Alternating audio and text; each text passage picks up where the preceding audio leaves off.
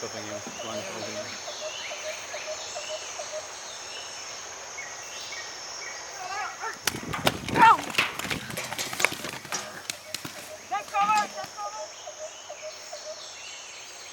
One, two, three. Yeah, there we go. Down, nice and steady. And now you should be able to get hold of that blanket.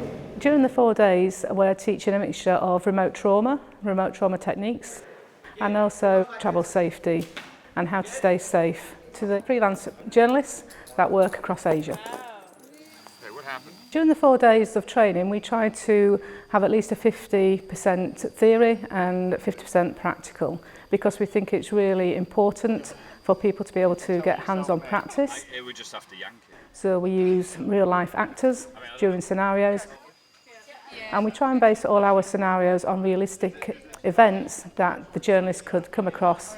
But everything, her leg is fine. The local actors are made up using realistic wounds and blood. So this is the first opportunity that the students actually get to come across people they don't know, and people actually speak and scream. And to see the fake blood as well. So it puts the students under quite a stressful environment, and it gives them a chance to demonstrate what we've been learning about in the classroom. We also put the students through a simulated military attack. So again, we're using actors and realistic weapons. They were firing blank rounds at the students.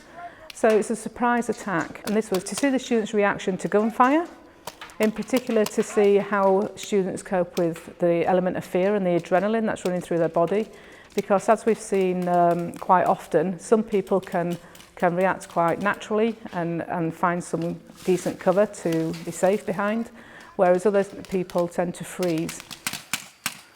We did a shooting range yesterday. We were trying to work as a team and run for cover.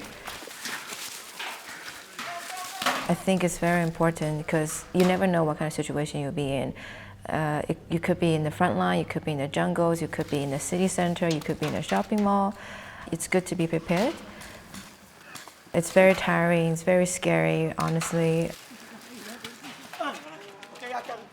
Okay, bring it here. I think self-defense, it's the first reaction. Like, where do you do, how do you stand, where do you put your hands? So I think that's definitely gonna save me. You need to put your leg way there and you pull me. I'm definitely gonna teach all my female friends because they don't think they need it. Yes. They think, oh, I'm always gonna be with a big camera guy. You have to join. Or I'm gonna be in a group. Or I'm gonna be embedded with the armed groups. Like they will protect me, somebody will protect me, but you never know. The scenario was that we were journalists in Thailand, and we were meant to be fleeing the country because of a coup. And we were under the impression that the military had set up the checkpoint, but when we got there we found out that it was a rebel group, and they started taking us out one by one. So I was watching my colleagues put on the ground and blindfolded and handcuffed and then just pulled everywhere, and you really lose your sense of direction. And I was actually one of the last people taken out of the van, and then led us into a village. And we were all kind of in there, separated into different cages. And we were trying to communicate quietly, trying to figure out how to get out of this situation, knowing that we should wait for the perfect moment, because otherwise they'll shoot us or bind us even tighter. They were yelling at us to be quiet. Shut up! They would throw bottles of water at us. Hi, my name is Fabian. One of their other captees came in and kind of gave us the lowdown on what was going on there, that they weren't actually military, that they were rebels, but that occasionally they let their guard down. Yeah, they only have one guard. Okay. So as soon as we heard that, we were all kind of waiting for that moment, and one of us, Luke, who could actually see the door of the cage, he let us know when the guard went to the bathroom, and as soon as we could, we took off. And I was bound with tape, luckily. So the second I got out, I just ripped the tape open and we just ran off into the woods as far as we could. So overall, I was kind of surprised with how I reacted to it, but it was a good exercise to know how you will react in situations where you are completely out of control. It's really important because a lot of freelance journalists can't afford to actually go on HEFAT training.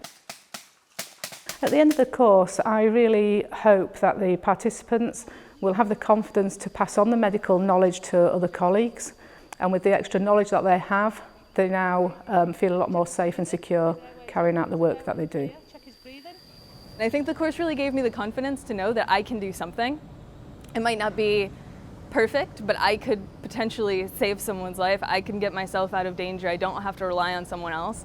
I've been dreaming of doing a training program like this because I know I'm exposing myself to danger every day, every moment when I'm working in the field. Oh, that makes sense. So I think this is the perfect program for us.